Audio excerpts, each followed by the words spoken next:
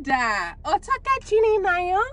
There, akumasimita. Hey guys, welcome to another episode of Monique's. I trust you're all doing very well.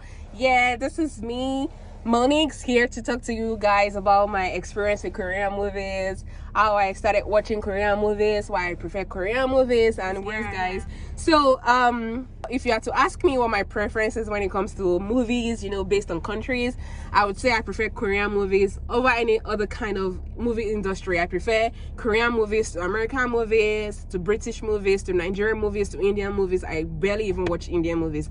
Above all, though, my preference is just Korean movies and Korean series, to be precise. You know, all those series that will be like season 1, season 2, season 3, season 4, 5, 6. I love them. I love them so much. If you really want to make me happy, just give me Korean movies, Korean series, and I'm good to go. Yeah, I'm good to go. So how did I get introduced into Korean into the Korean lifestyle?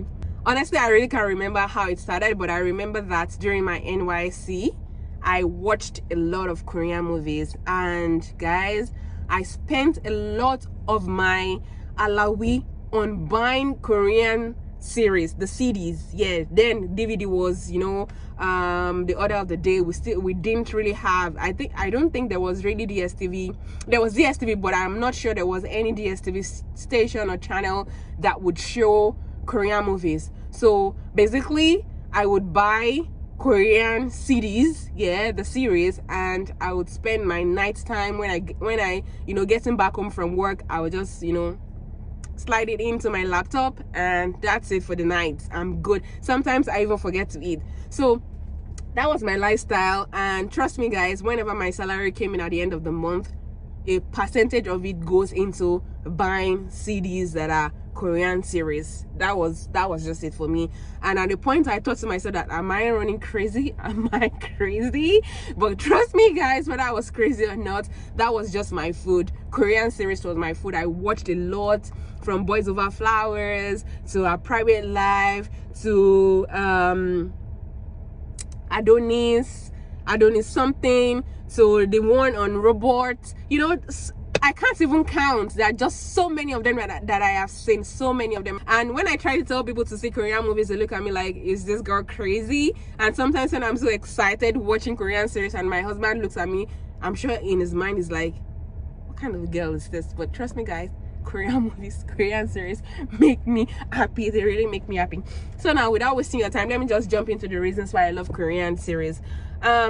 Especially the epic ones. I really watch more of the epic ones than the regular everyday kind of movies, you know, about love, about family life, about somebody inheriting someone's property, or no.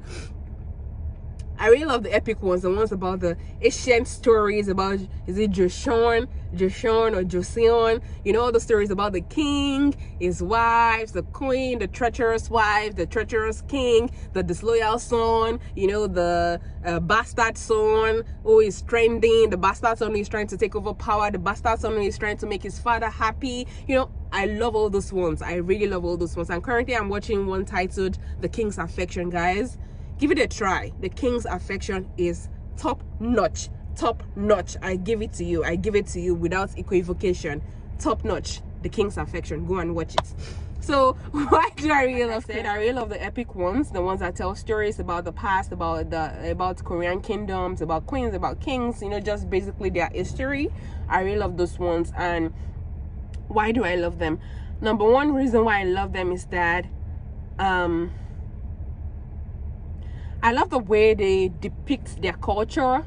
You know, if you watch any Korean series, especially the epic ones, they always promote their culture, their dressing, the language, the food, the storyline. Everything is just an avenue for them to promote their culture. I just love everything, from their attire to everything is just superb. Everything is just superb. Like there's no mix of English and Korean, or mix of, you know, Korean language and some other language like we would see in some of our, you know, regular, you know, I don't want to mention names of countries, you know, the way they do things.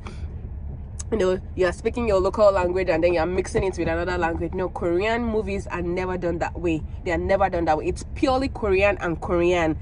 Everything about it, the setting, the landscape, everything is Korean from beginning to the end. I just love that aspect of Korean movies. Number two, their movies are mostly watchable with kids. They are not I don't really think they do X-rated movies. I may be wrong, but the ones that I watch or that I have seen, there's nothing obscene about those movies. Even when they want to show you the process of, you know, a king meeting with the queen, giving birth, they don't show you any of those things. Even if the epic movie or the epic series is about love, you know, the queen falling in love with the king or the crown prince falling in love with the crown princess, they never show you anything obscene. So there are movies you can actually watch with your kids. There are movies you can watch with your parents as a teenager without having to fret or worried. You know, it's just beautiful and perfect. I just love them. And again, there's always a proper mix of humor and tragedy. So if the epic movie is about a tragedy, about how a kingdom lost its king, lost its loyal people, lost a lot of good people and what have you, and basically really tragic, they always have there's always that what's it called, there's always that humorous aspect of it. It's always a blend of tragedy and comedy, tragic comedy, if I can put it that way. Yeah, there's always a mix, a blend of tragedy and comedy when it comes to Korean movies. Yes, and they do it so perfectly that even though the tragedy might be more, the comedy will always, you know, make up for the tragedy, and it's always exciting. And then next, there's always a lesson to be learned. Every series, every movie has a message that it is passing across. Even though it's epic in nature, there's always something to learn from it. There's always something, there's some moral lesson they teach you, whether it's good to be good, it's good to be loyal, it's good not to be a traitor, it's good to be friendly, it's good to be well behaved. Like, there's always a message for them to pass across to you in all those Korean movies. And also, Korean movies are always suspense filled, no matter how long that series is. Even if it's going to be up to 10 seasons, it is always suspense filled. Like, you are not able to